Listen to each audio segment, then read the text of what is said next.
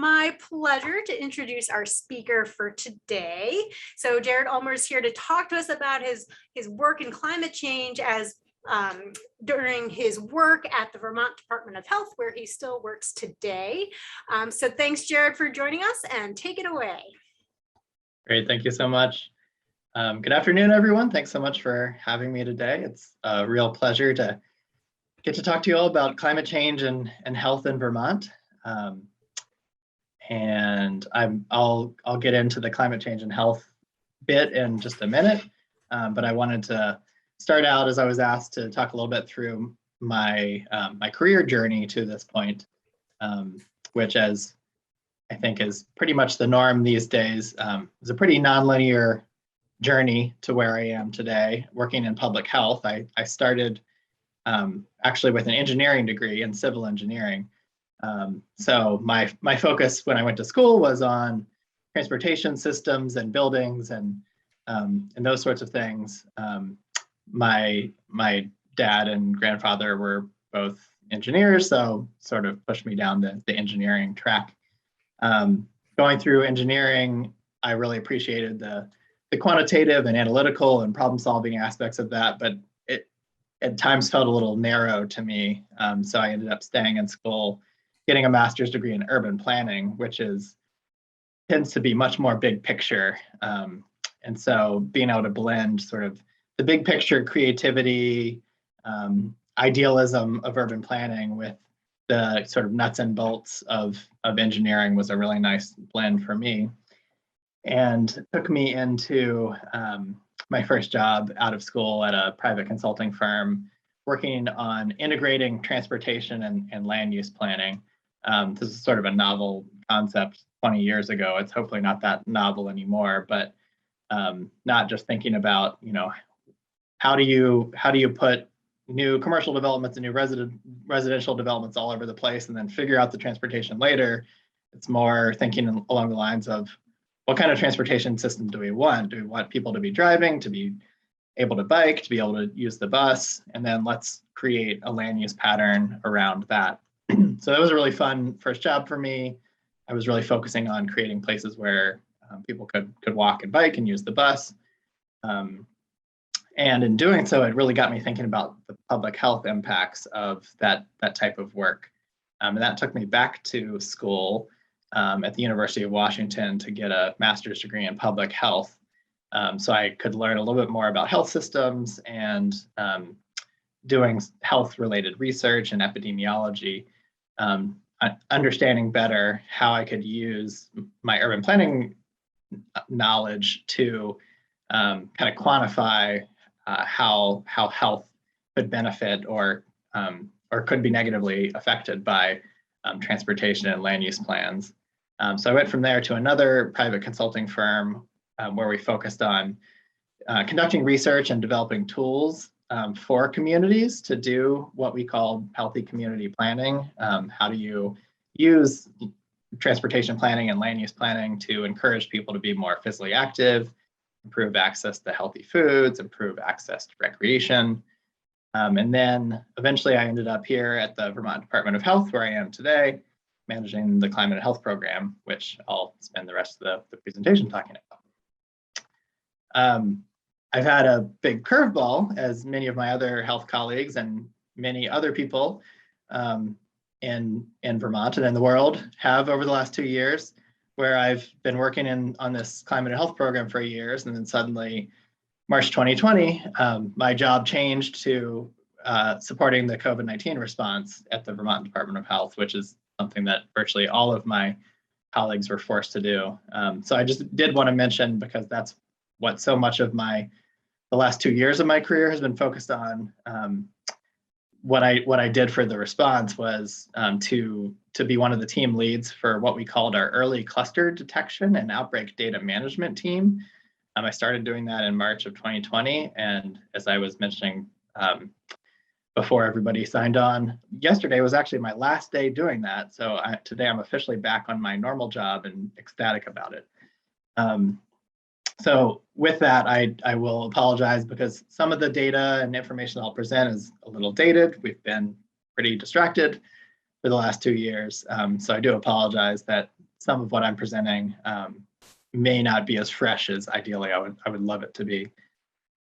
So just to mention quickly, as part of this COVID response team, what we did was kind of developed tools and analytical systems and data tracking systems to identify new COVID cases that could turn into outbreaks of concern, like at a long-term care facility or a correctional facility, places that we want to respond to as quickly as possible with guidance on how they can minimize the risk of additional infections.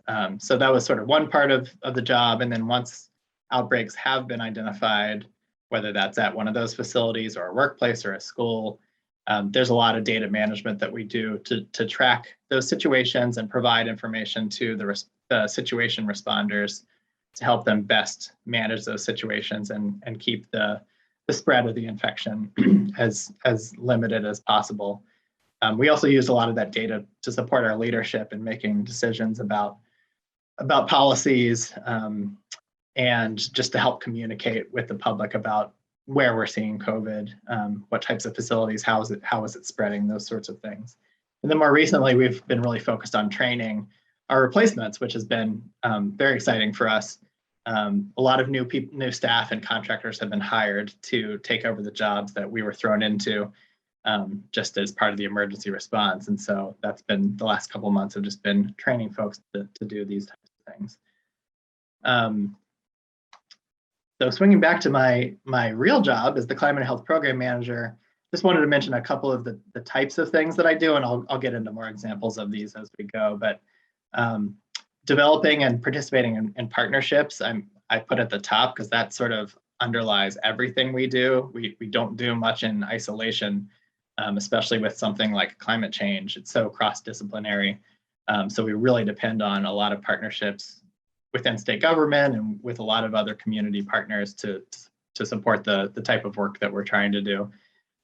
We don't do a lot of novel research, I would say, but we do a lot of, we track a lot of ongoing climate and health research around the country and around the world, synthesize that and try to figure out how that applies to Vermont. And I'll give some examples of that.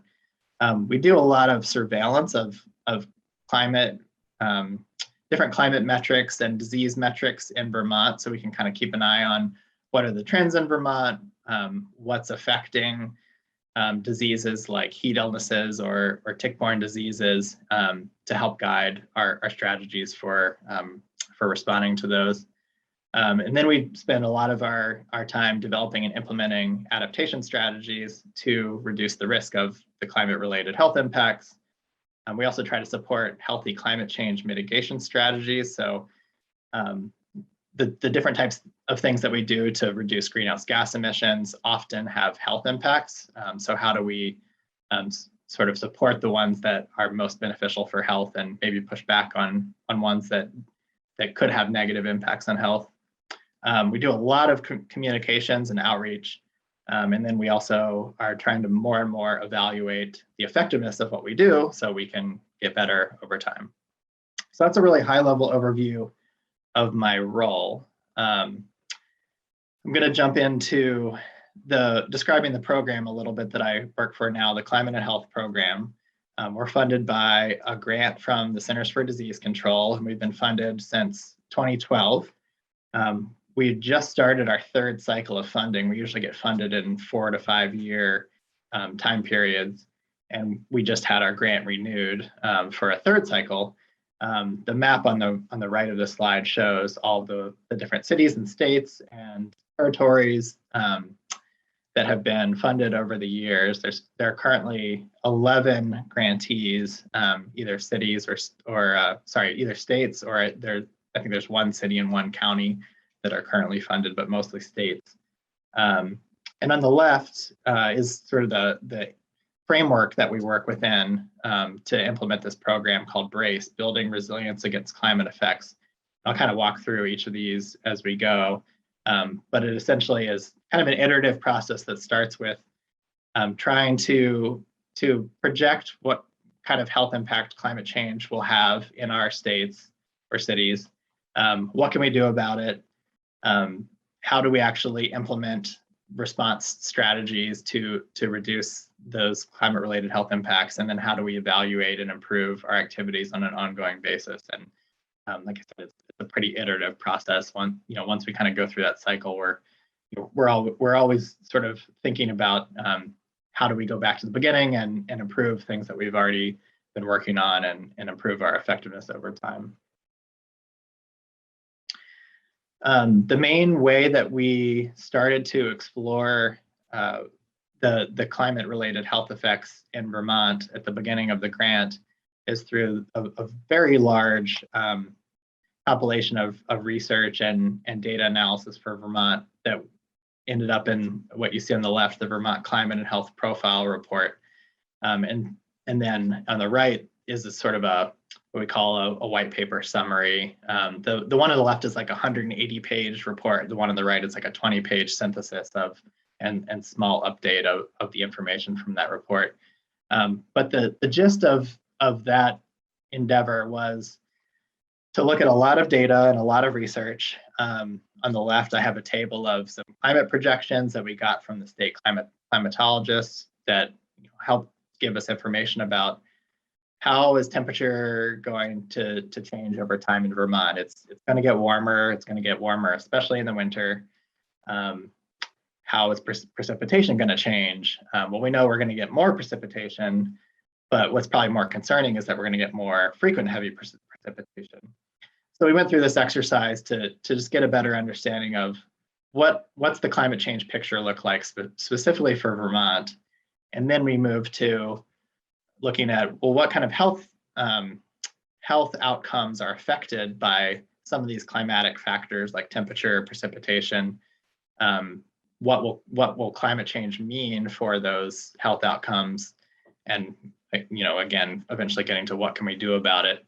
So the table on the right is kind of a high-level review of some literature that looked at what health outcomes tend to be related to climate change and some major literature reviews that have been conducted over time. And from that, we kind of went through each one and went through an exercise of analyzing how each of those health outcomes is related to conditions in Vermont and our expectations for climate change. Eventually, we went through this whole scoring rubric for each of the health outcomes that we studied. I think there were 14 that we went through a full exercise of analyzing through this climate and health profile report. So you can see across the top some of the factors we looked at. What's the health burden today for each of these health concerns?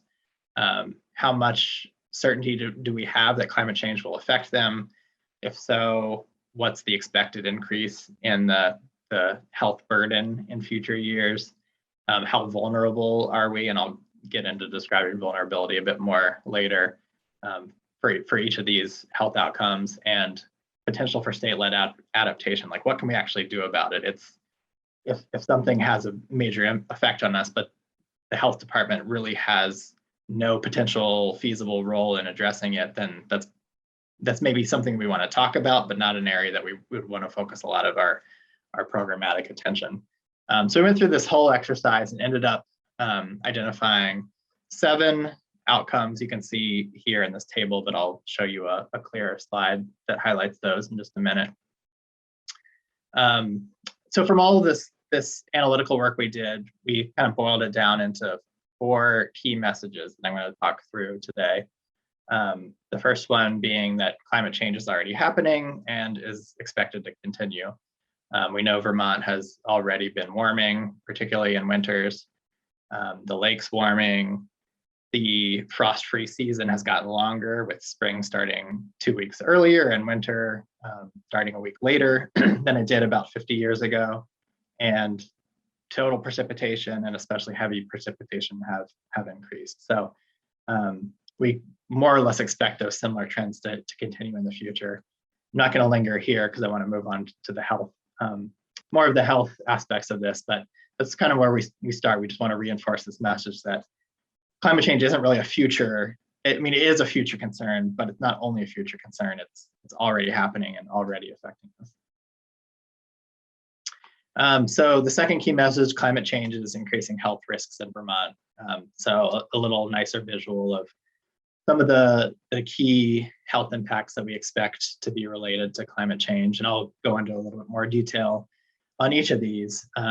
But just to just to mention them right now, hot weather is probably our largest focus area. We found early on that a lot of the other topics, there are already dedicated staff or programs or money that are working on those topics. And we found that hot weather was not one that very many people were thinking about or working on. So that sort of became our primary focus.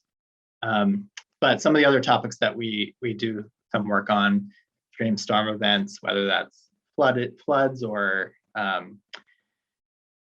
just severe storms, wind storms, ice storms, those sorts of things. Both tick and mosquito-borne diseases, though with more of an emphasis on tick-borne diseases. Mental health is one that sort of, all of these relate to mental health, but mental health also kind of stands on its own with things like eco-grief, for example. A lot of people are caused a lot of anxiety just by the knowledge of climate change and what may be to come.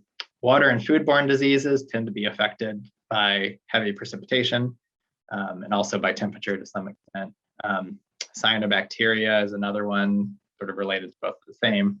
And then pollen and air pollution, those get a little complicated, but I'm gonna drill down into those a bit more. So starting with heat, I'm going to go through each of these and just highlight a little bit of some of the trends and research findings, so you can get a little bit of a more detailed picture of how Vermont is affected in each of these areas. So we did some very in-depth analysis about heat-related health impacts in Vermont early on, and found was kind of surprising to us that the number of emergency department visits and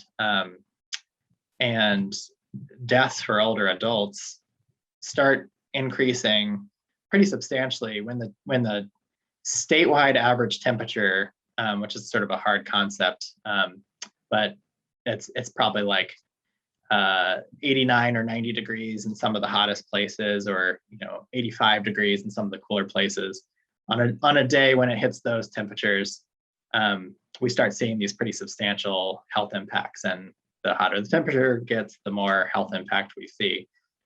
So we've really tried to talk about this number of 87 being hot for Vermont. 87 is not hot for Louisiana or New Mexico or Florida, but because of conditions in Vermont, it being generally cooler and there not being a lot of air conditioning, factors like that make us vulnerable at much lower temperatures. So 87 is sort of this number that we've tried to call attention to of being really health relevant in Vermont when temperatures get that hot. We know from the climate projections that the number of days reaching 87 or hotter will just go up and up over time. In the recent past, there have only been about 6 days a year that reach that 87 number, and we expect that to double at least by 2050, if not earlier, and then just continue to go up to possibly 3 to 5 weeks of days reaching 87 or warmer by the end of the century. The numbers are a little alarming. I think what's maybe even more alarming is that we're already hitting like the 15 to 20 numbers in some of our hottest years over the past several years. Like 2018 was particularly hot, 2020 was particularly hot. So those are hopefully kind of anomalies right now, but give us a bit of a preview of what to expect as like an average year by 2050. And then you can just imagine if those become our average years in 2050, the extreme years are going to be that much worse. Our bodies will change and adapt over time. Our buildings will hopefully adapt over time. So we'll hopefully get better at dealing with those temperatures, but there's not a lot that's known about whether this kind of rapid warming, like, can your body adapt fast enough to it over time? Or will this sort of rapid warming kind of overpower your body's ability to acclimate to it? So for that reason, it's become one of our really highest priorities to address, knowing that this is coming. Talking about one of the extreme years recently, 2018, we had a very severe heat wave that affected the entire state. The numbers I'm showing here for the heat index values are specifically from Burlington Airport Station. But we had a 6-day stretch of time from the end of June to early July where the temperature was 90 or above every day. And the graph here shows heat indices, which went above 100 for several days. Then this followed a fairly cool period in June. So it was a bit of a radical shift to this heat when it hit. And we saw, I feel like the word unprecedented is used way too often, but that's basically what we saw, were unprecedented health impacts related to heat. We would normally see on a given summer day, 1 or 2 or 3 people that call 911 for help related to suffering heat stroke or some kind of heat effect, or end up going to the ER. And there were days during this heat wave where there were, July 1st, 31 people called 911 with some kind of a heat-related complaint. This is statewide. On July 2nd, 27 people went to the emergency room with some kind of a heat-related complaint. And then, of course, most tragically, there were 4 deaths during the heat wave. And in our previous 20 years of data, there were no more than 2 deaths in an entire calendar year. So seeing 4 heat-related deaths in 1 week, yes, that's unprecedented and tragic, and gives us something that we really need to work towards addressing, because we expect these kinds of heat waves to come more in the future. A lot of times, the folks that were the most severe impacts tended to be older adults that lived alone, didn't have air conditioning, and their homes got literally unlivable. Some of the low temperatures during this week were not dropping below 80 degrees. And if the nighttime temperatures aren't cooling off, once your house heats up, there's just not a whole lot you can do about it. So I'll talk a little bit more about what we are trying to do about that in a later section. So related to heat still, but I'm going to kind of shift into some air quality issues now. During that same period of time, we know that the air quality in Vermont also got worse. And this is to be somewhat expected. Ozone forms more readily in hot and sunny conditions.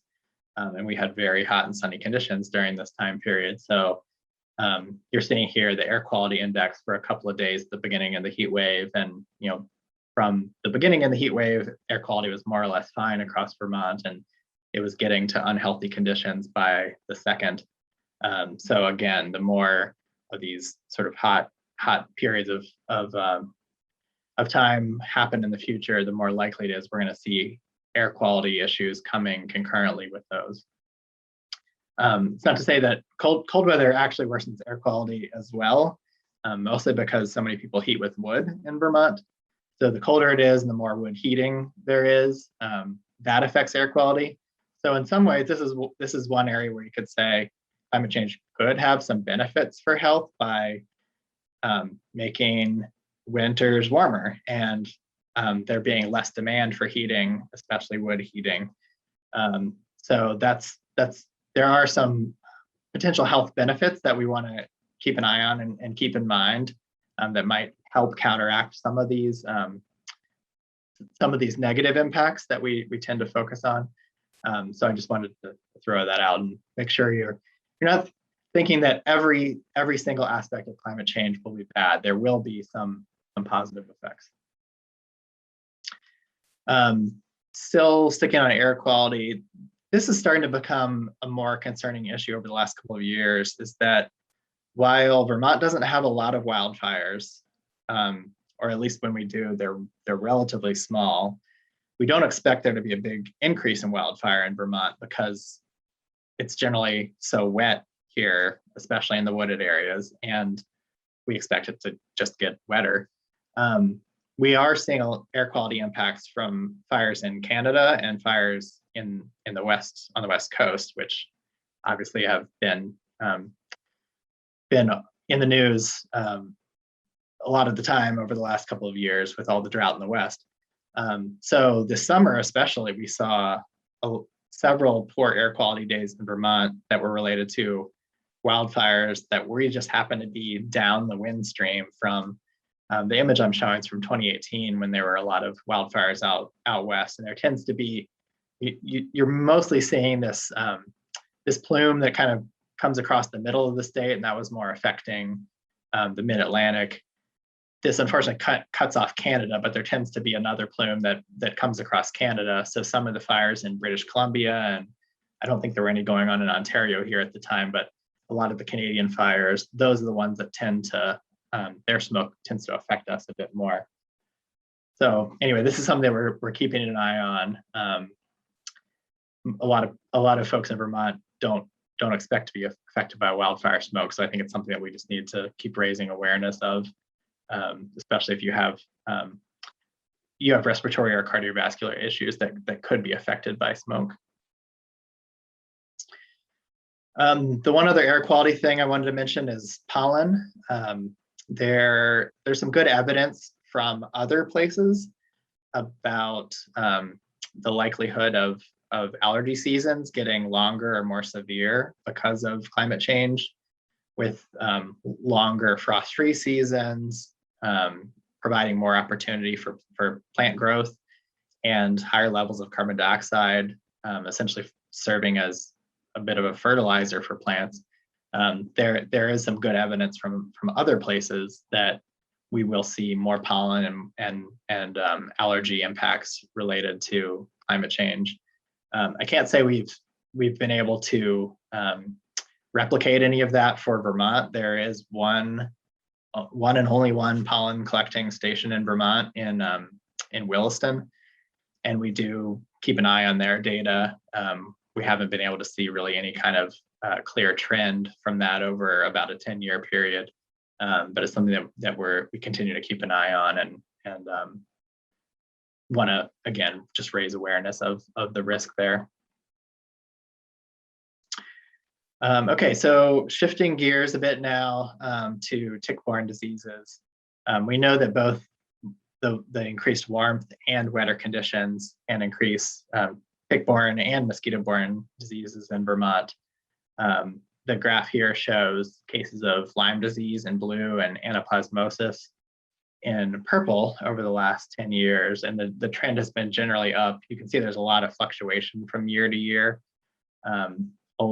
I think the latest research suggests that a lot of that fluctuation has to do with tree mast years that produce a lot of nuts, a lot of seeds, a lot of food for small mammals that tend to really help encourage the growth of those mammal populations. And it's usually in an every other year cycle. And ticks usually early on in their life and when they get their first blood meal, it tends to be on a small mammal. So there's this relationship here between tree mast years when they produce nuts and seeds in abundance and tick-borne diseases, which is pretty interesting. So a lot of that fluctuation, the speculation is that has to do with mast years, the cycle of mast years followed by not mast years. But there are a lot of other factors going on as well. In general, regardless of mast years, the trends have been increasing, which again is kind of expected because it's getting warmer here, which means that ticks can survive at higher latitudes than they did in the past. So we've seen tick-borne illnesses in southern Vermont for years, and we're starting to see more and more spread of tick-borne diseases to the central and northern Vermont over the past 10 years. So that's where a lot of this growth is occurring. Mosquito-borne disease, we don't have a lot of in Vermont, so it's really hard to describe any kind of trends there. But there have been some interesting findings over the last few years, like I think it was 2 years ago now, we discovered the first ever Asian tiger mosquito, I think is what it's called, in southern Vermont in a state mosquito trap. This is a mosquito that can carry Zika and other diseases that we think of as tropical diseases. It's not the primary mosquito that carries those, but it can. So we've never found any of those diseases transmitted in Vermont, the tropical diseases. But it's just kind of an indication that that they're moving this way, and hopefully we won't change so much that those will get here. But if this Asian tiger mosquito can make it to Vermont, then we kind of expect that northern push of these tropical and subtropical mosquitoes to continue. So again, something that isn't really affecting Vermont right now, but we're keeping a close eye on. Extreme weather events. I probably should start with this because that's sort of how this grant started, was applying shortly after Tropical Storm Irene devastated the state. That was hopefully a once in a several generation event, but there is certainly an expectation that that kind of event will happen more frequently. Hopefully it won't happen again for a while, but it had such widespread impacts. And then there have been, plenty of other storms that have happened since Tropical Storm Irene that have affected the state, but in much more localized ways. So I just wanted to show a couple of examples of maybe some less obvious impacts of Tropical Storm Irene. Of course, we've probably all seen the flooding and the bridge washouts, towns that were cut off. But there were a lot of health impacts, and people. There were, I think, 6 people that died during Tropical Storm Irene. So there were some, very direct injury related impacts. But on a more long-term basis, there were a lot of health effects. From the top left shows, somebody whose house was flooded, and then a lot of these homes developed terrible mold issues that essentially made them unlivable. Just cleaning that up is really hazardous. So there are a lot of folks in these flood zones that have had to deal with some major respiratory effects from the water damage in their homes, and ongoing effect. The bottom left shows a farm field that was flooded. That's an entire year's crop that was essentially wiped out by flooding. Like, once the floodwaters hit the crop, it's considered contaminated and can't be sold or consumed safely. So that's a devastating loss for these producers and anybody working on the farm, and also a loss for our local food supply. The bottom right shows some of the other impacts of the floodwaters that destroyed septic systems and dislodged gas tanks, and led to different types of hazardous waste flowing into water bodies in Vermont, drinking water and recreational water. This is just someone's yard, but still, it looks like terrible water that you don't want to touch or be anywhere near. So there are a lot of different impacts like that where health was affected by Tropical Storm Irene. And on a less severe level, any kind of heavy rain event can have health impacts because of all of the runoff that tends to occur with those heavy rain events. The chart that I'm showing is showing E. coli detected in public drinking water, private drinking water, and recreational waters following heavy rains. So basically going from left to right is no rain versus light rain versus heavy rain. We don't see much E. coli detected in public drinking water because there's such robust treatment that happens with public drinking water. But if you have a private well, especially if you have a shallow well, those tend to be pretty severely affected by heavy rains that can wash all kinds of different contaminants into those wells. Recreational water as well, especially if there's like a combined sewer overflow discharge near a beach. There's certainly several of those in the Burlington area, and often after a heavy rain, those beaches end up closing because of E. coli detections. So just something to keep in mind. It doesn't take a tropical storm Irene. Any kind of heavy rain can have health impacts. This is the last slide on health impacts, about cyanobacteria blooms. A lot of the same trends affect cyanobacteria, where runoff washing nutrients from farm fields, from urban areas, from forests, wash into Lake Champlain and build up over time. Lake Champlain is the example here, but wash into any water body in Vermont. And when that water warms, and especially on calm days or in like calm pockets bays, the conditions form to create cyanobacteria blooms, which can cause anything from just some moderate skin irritation to more toxic effects. Those most severe effects we've only seen those in dogs. There have been some cyanobacteria related dog deaths in Vermont. We don't really have great information on how cyanobacteria affects humans in Vermont. That's sort of an ongoing research area, but there certainly hasn't been anything severe like an acute, poisoning like happened with some dogs, unfortunately. But the concern here is that we're doing a lot statewide to reduce the nutrient pollution into water bodies.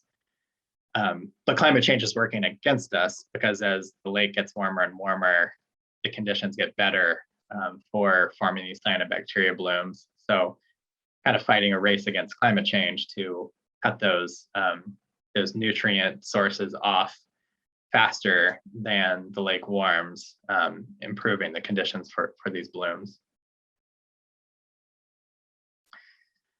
I just wanted to spend a couple minutes talking about vulnerability that I mentioned earlier. This is our third key message that I think is kind of obvious, but I'll get into some nuance here. Everyone's health is threatened by climate change, though the threat is greater for some. We're all affected by climate change, but there are certain people that our level of concern is higher for, and I can give some examples. So people that are more exposed to climate effects, so related to heat. If you have an outdoor job that's very intense, working in a farm or construction or something like that, you're way more exposed to that heat than somebody with an office job, for example. If you live in an urban area, even in Vermont, our urban areas tend to be hotter than other parts of Vermont.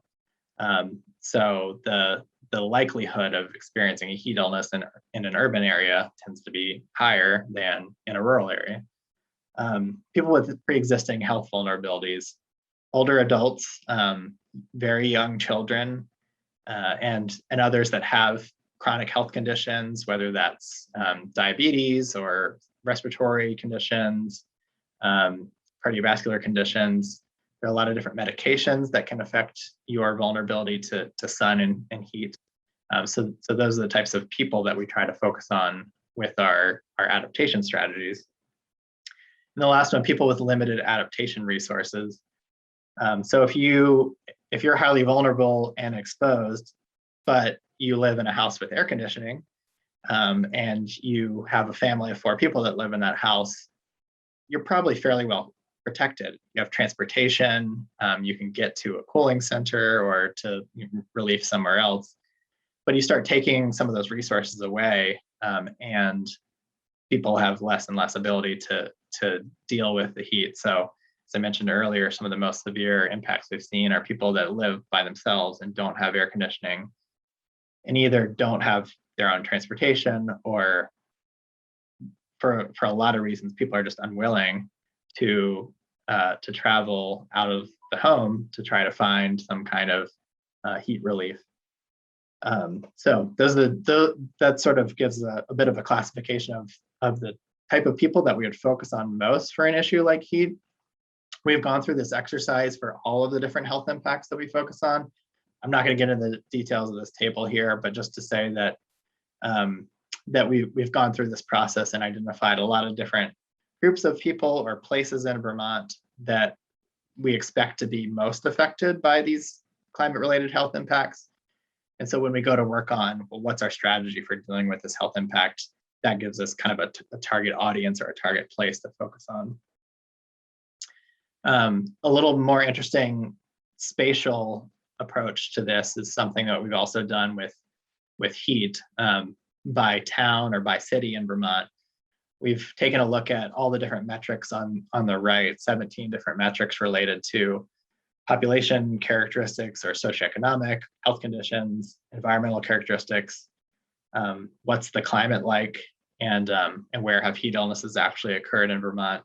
And so we've taken all these metrics and tried to stack them together and map them and identify places that we expect to be the most disproportionately affected by heat in Vermont. And it's the sort of darker oranges in this map are the ones that we expect to be most affected. It's kind of interesting because we went through this exercise and it's like the Northeast Kingdom and the Southwest, and mostly areas that are urban are the ones that popped out. The urban ones were a little more easy to rationalize. The Northeast Kingdom, for example, obviously jumped out because it's such a cool area, but that's also sort of the problem, is that when heat hits the Northeast Kingdom, they are particularly unready for dealing with it. On this next slide, I can show you a little bit more of the detailed information for each of these themes.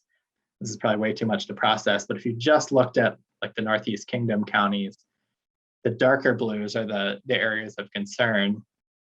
And you can see in the top right, in terms of acclimatization, they get the least amount of heat in the Northeast Kingdom. So they're, on our acclimatization metric, they're the most vulnerable. In terms of the population or the socioeconomic characteristics on the left, a lot of those towns tend to be an older population and maybe have more underlying health conditions. So more just sort of biological vulnerability to heat impacts. And then as you move across the bottom, excuse me, where heat emergencies have actually occurred in Vermont, they actually have occurred at a higher rate in the Northeast Kingdom. So our data validates the finding here that in most of the urbanized areas in the Northeast Kingdom, and actually Addison County, are places where heat-related health impacts have occurred at the highest rate.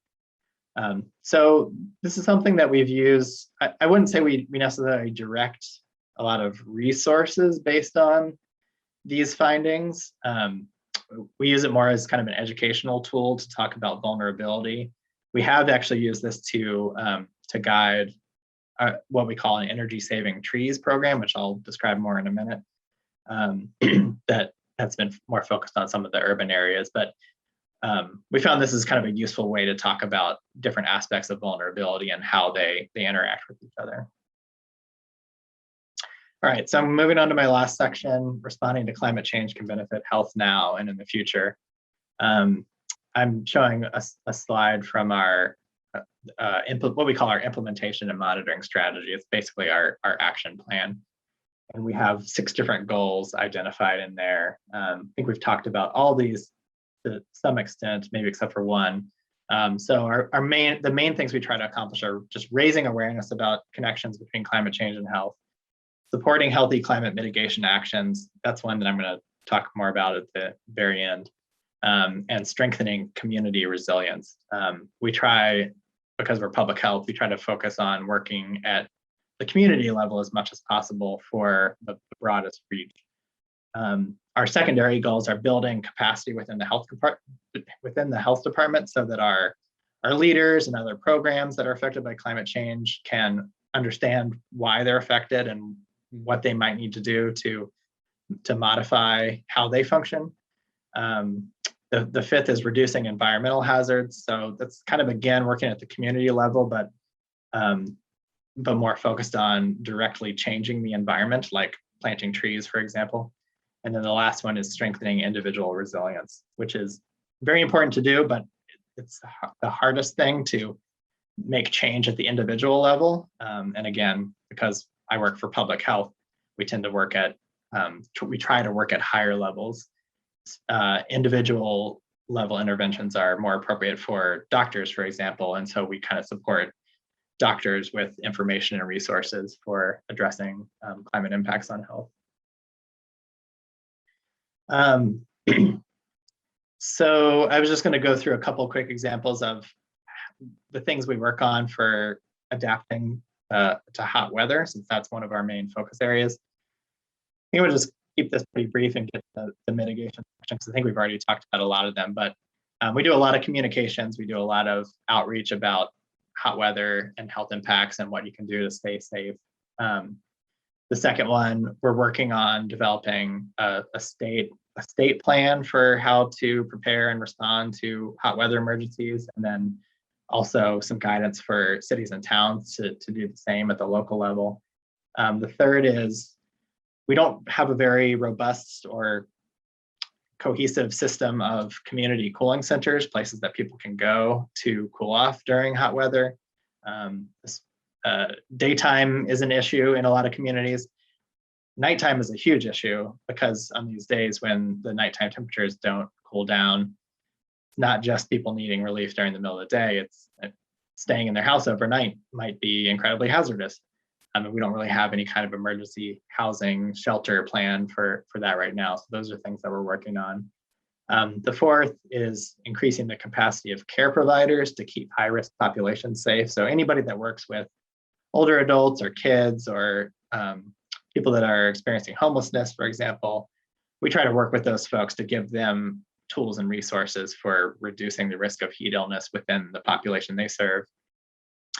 The fifth is establishing a home cooling assistance program for low-income households. There are a lot of, although they're still underfunded, there are a lot of resources available for assisting low-income households with heating in the winter. And so we've been trying to advocate for developing some warm season cooling assistance programs as kind of a parallel to those winter heating programs. And then the sixth is we try to encourage modifications to the home or the landscape that can reduce the effect of heat. And that's another one that I'll just talk about more in a minute. So just a couple quick examples of some of our outreach resources. We have a lot of information on our website, healthvermont.gov/climate is the climate portal, and then /heat is specifically for heat related preparedness. So on the right is a handout that it's online, but it's also available in handout form and available in, I said translated into 8 languages. I think we actually have it in 11 languages now. That just gives some guidance about keeping yourself and your loved ones, your neighbors safe during hot weather. We do a lot of different outreach, from press releases to social media to, we have something called a health alert network that we use to communicate with health partners. We have a pretty large network of different partners that I mentioned on the last slide of the folks that have responsibility for some kind of high risk population, whether that's childcare or older adults, for example. And so we do a lot of just direct messaging to those partners whenever there's hot weather in the forecast on how to help keep those populations safe. So that's a big focus of ours, is just the outreach component. An example of a really effective partnership is that we do a lot of work with the National Weather Service about hot weather forecasting and safety messaging. And we've spent a lot of time working with the National Weather Service to help educate them on heat illnesses and how northern New England tends to be more vulnerable than a lot of other places in the country. And because we have a lot of climate and health partners in other states in the Northeast, we've been able to kind of work together to pool data and pool advocacy with the National Weather Service. And that led to successfully lobbying for a change in when heat advisories are issued in Vermont and a lot of the northern New England states. The National Weather Service would only issue a heat advisory when the heat index reached 100 degrees, which most years doesn't happen Some years it happens once or twice. The 2018 anomaly I showed you, it happened 3 times in 1 week. But it usually doesn't happen. So in terms of National Weather Service as a partner for raising awareness about hot weather impacts and how to keep yourself safe, we didn't think they were being as effective as they could be, and they really wanted to be. And because they were such a good partner and embraced our data, demonstrating that Vermonters experience health impacts at lower temperatures, they ended up lowering their threshold for issuing these heat advisories to 95-degree heat index. So now that messaging just gets out there more. It doesn't get out there so much that people tune it out, but it gets out there sort of appropriately more. Just a quick screenshot of a work in progress. I mentioned cooling centers. There's really no database of cooling centers. It's kind of whenever there's a heat event, the locations of cooling centers just sort of they pop up kind of ad hoc, like whether a community is going to open one and communicate about it. And we're trying to change that to be a bit more proactive and collect a lot of data on cooling sites in advance of a heat wave. A lot of these are places like libraries that they have air conditioning.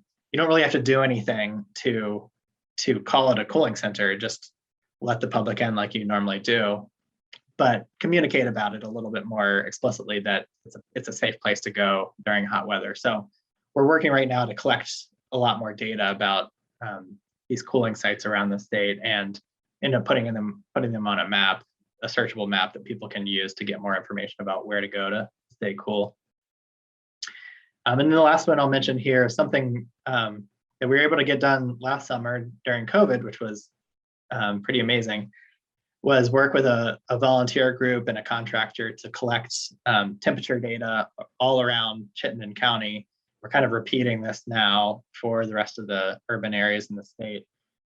So that we could map at a really fine scale where the hottest places in the county are versus the coolest places and why. And it's pretty intuitive. It's the most built up downtowns and commercial areas that tend to be the hottest, and places that are less developed or there's more tree cover, for example, more parks, those tended to be cooler.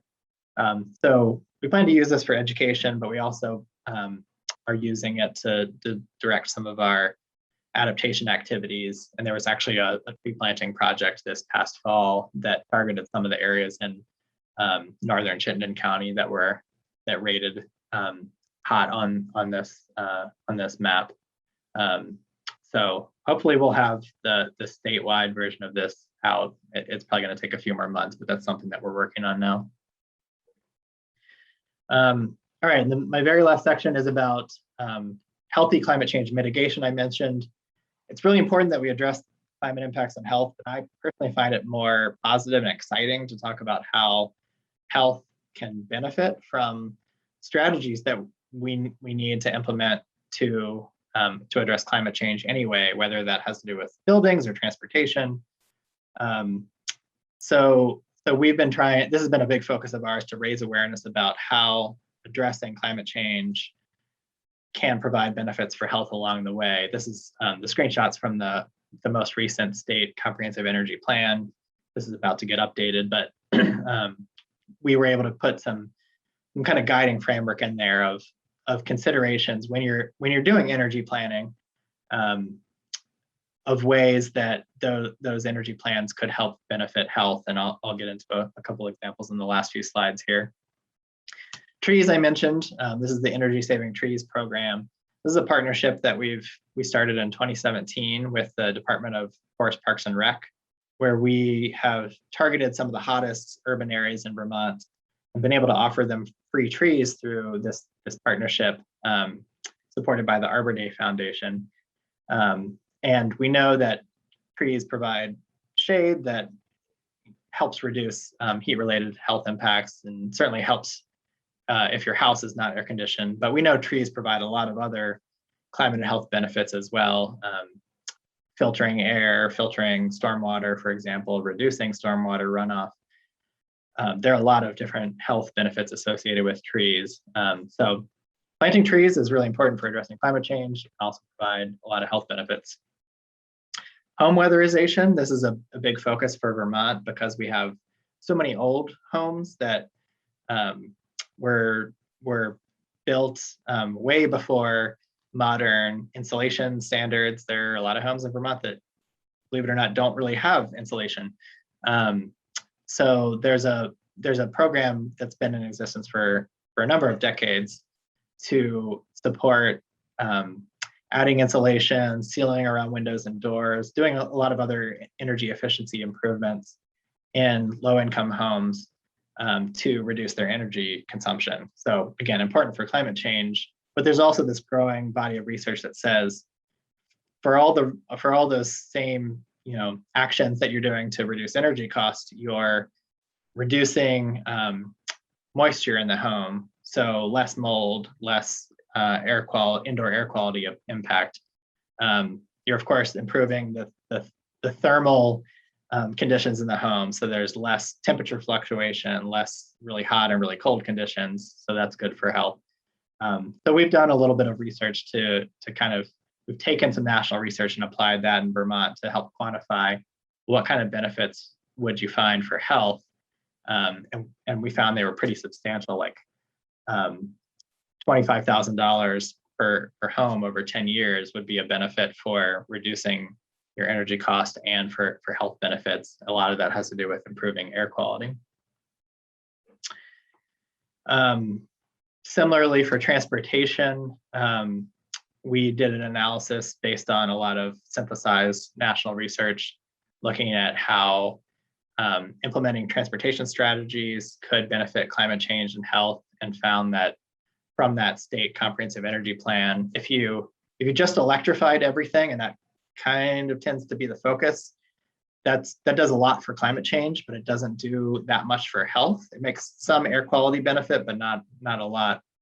But if we could shift people from driving to walking, biking, using transit, that provides such a huge benefit for physical activity that reduces chronic disease that you could see a really substantial health benefit. So trying to encourage, let's not just try to electrify everything, but continue driving. Let's think about how we can change the way we get around to be healthier at the same time. And then the last one I want to mention, just to sort of keep things in balance, not every climate solution is good for health. Heating wood tends to put a lot of particulate pollution in the air that has negative health impacts. So the less of that, the better. More modern wood heating systems tend to generate a lot less particulate pollution. So a new wood heating system is going to generate way less pollution than an old heating system. So replacing those older systems with newer systems is good. If there's a big expansion in wood heating over time, that could have negative health impacts. So we try to just raise awareness about some issues of that, like that, where in certain context or kept in balance, wood heating could be a good climate solution that provides health benefits if we're taking old, dirtier units offline. But we don't necessarily want to add net to the net total of wood heating, because that will hurt our air quality and have health effects. That's my last slide. Couple just resources to mention in closing. Our website, healthvermont.gov/climate. There are a lot of resources on there you can check out. And I wanted to call attention to one resource specifically if you wanted to go in a bit more depth, is that we worked on developing a human health effects of climate change training course that's posted online at the website there. So I'll stop there, and I have not been following the chat at all, so I don't know if there's any questions there or if anybody wants to unmute and ask questions. I don't see any questions in the chat, but we'll give everybody, oh, here they come. Here come a couple of them.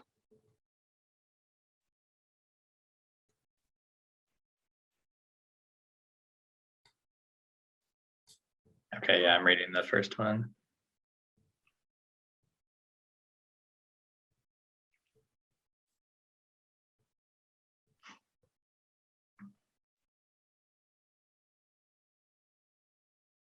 So yeah, the first question about what inspired me to go into this field. And I hadn't talked about that. And to be completely pragmatic and honest in my answer, I was doing work that I really enjoyed prior to this, but working from home as a new Vermont resident about 10 years ago, and found it really isolating over time. So just kind of got to the point where, even though I enjoyed what I was working on, urban planning and health, that was kind of what I planned my whole career around. I found that I needed to switch to something where I had more interaction with people in Vermont and topics of relevance to Vermont. And there's not a lot of really innovative urban planning going on in Vermont in the way that I was working on it in big cities that are developing really, really fast. We just don't, that's not the dynamic here. And that's a lot of what I was working on, was managing growth in very expanding places. So to some extent, I pursued this because I needed to redefine myself and find a way to apply the skills that I developed, the experience that I had, to a topic that was more relevant for Vermont.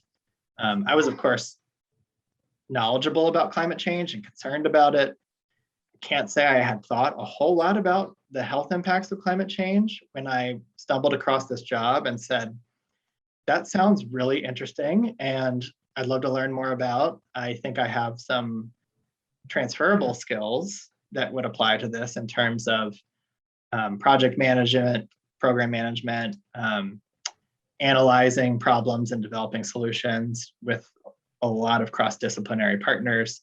A lot of that translated to this job. So that was intriguing to me. But I'll be the first to admit, I had to teach myself a lot starting in this role. And that was okay. I think that's something that I've kind of found in my career and in others, that my friends and family, that we're constantly redefining ourselves. We carry transferable skills from one job to another. It's relatively easy, I will say, to learn new content and expertise and apply those skills to it. So anyway, I just want to say that to encourage you all to think, if you try to stay too narrow, there's something wonderful about having narrow expertise, but that can also create some problems in a place like Vermont, where that expertise doesn't apply, and there's other life factors that will come up where you might need to compromise. So always think about any kind of transferable skills you can develop. The second part of this question is way harder. Do you think the human species will be able to accomplish adapting, evolving to the fast-changing climate change with proposed innovations plans if invested in? I'm going to assume that means adapting in terms of health and dealing with the health impacts, since that's really all I can that knowledgeably talk about.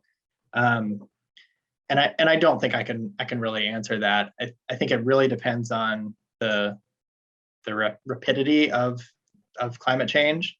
It's thinking about COVID. At the beginning of COVID, we were talking about trying to reduce the case growth as much as possible to keep hospitals from being overwhelmed. Kind of the same here. Like, if we can keep climate change to a slow enough pace, we probably can keep pace with it. If things get really out of control, and coastal flooding becomes a big issue, you're going to have a lot of population migration. There will be more acute issues. While saying I don't know, I think it's important that we do as much as we can to slow the climate change and give us the best opportunity possible to keep pace with it. All right, I'm going to go to the next question. Has there been any sort of push on corporations that are responsible for a huge portion of climate change? I don't know. That's unfortunately just outside of my area of expertise. I think that's happening, but not really health related. So I'm gonna take a pass on answering that one. Sorry. Have you found that most Vermonters are aware of the risks of climate change? Are they open to curbing their own footprints? I also don't feel that comfortable answering that question. I don't think we have a great sense of that in terms of most Vermonters. And I think there's a lot of variation from some of the more national studies on this topic, that like on almost every topic, there are a group of folks that are very willing to change, or at least open to change to reduce their carbon footprint. Some people are completely opposed, or take a lot more nudging, whether that's economic nudging or some kind of mandates, whatever it might be. So I think I'm hopeful that there are a large number of people that are out there open to curbing their own footprints. I think incentives, again, if they're economic, for example, are important. I think expecting individuals to take individual action to solve a global problem is that's not a very good strategy. I think we do need some sort of higher level strategy, plans, requirements, whatever they might be. If all I'm not saying I'm supporting this, but for example, if all automakers had to produce EVs by 2035, we would all drive EVs by 2035. If we just could choose which vehicle to purchase indefinitely, a lot of people would keep driving vehicles that aren't EVs. It's just how human choice goes. So I think the more structure, the more that we can get in place to encourage people to make those decisions that would reduce carbon emissions, that's probably necessary to deal with the global problem. And in terms of awareness, I think most Vermonters are pretty aware. I mean, it's hard not to pay attention to all of the news about climate change and impacts. There's certainly a lot in our news about Tropical Storm Irene, although that's a little dated now, and other major storms. Tick-borne diseases are something that almost everybody around Vermont is well aware of. And I think if you ask most people, especially thinking about like winters of days of yore, they were always worse. So I think a lot of people really observe that things are changing here. Maybe not the full scope of what the impacts could be, but at least that things are certainly changing. Those were all the chat questions I saw, which oh, there's a new one that just popped in. I'm sorry, I'm punting on half of them, but trying to stay within my lane. With Vermont population growth, especially in the last couple of years, how does your team reach out to new Vermonters to become aware of the health risks of increasing climate change? Some people move away from cities to avoid health risks. Yeah, that's a really interesting question, because we have had a lot of folks moving here. I mean, for Vermont, booming population growth over the past 2 years. One benefit of COVID, I suppose. And sadly, I haven't done much climate and health work over the last couple of years because of COVID. So I'm gonna note this as a really fantastic question that that I want to think more about and think of strategies as I'm starting to ease back into my normal job. We have new Vermonters from cities, as you mentioned, but we also have there's a lot of new Afghan refugees coming, and we're actually for our population a pretty big refugee receiving state. So those are populations that we want to really make sure to reach out to. That's one of the reasons why we have 11 translations of any of our key documents, and we have key contacts in most new Vermonter communities that we work with to message with. So we do reach out to those that are new from other countries, we kind of have avenues for that. But the question about people moving maybe from other parts of the US to Vermont is not one we've tackled yet. So thank you for that, that thoughtful question.